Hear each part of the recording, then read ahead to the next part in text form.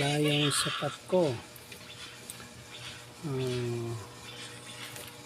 Homemade inverter.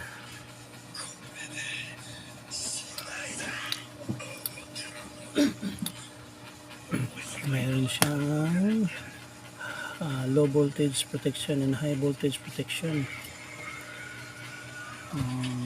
Pure sine wave inverter. Ayun, kita na siya. Pa-off natin yung ano.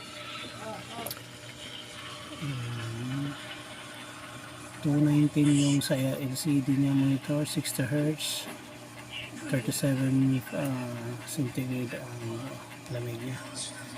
Ito yung transformer na gawa ko. Nirewind ko ito. 2 kilowatt, 24 volts,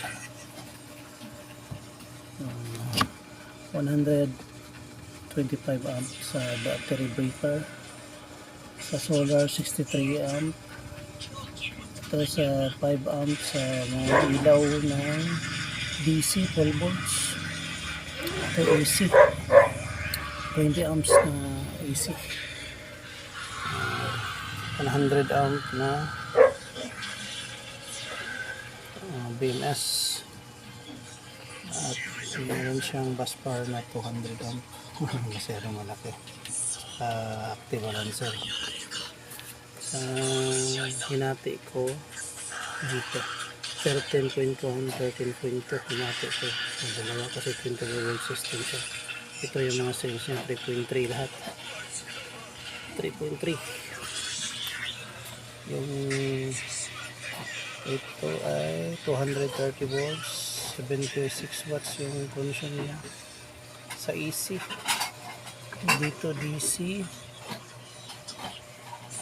26.2 volts, 4.7 amp, 113 watts, 116 watts ang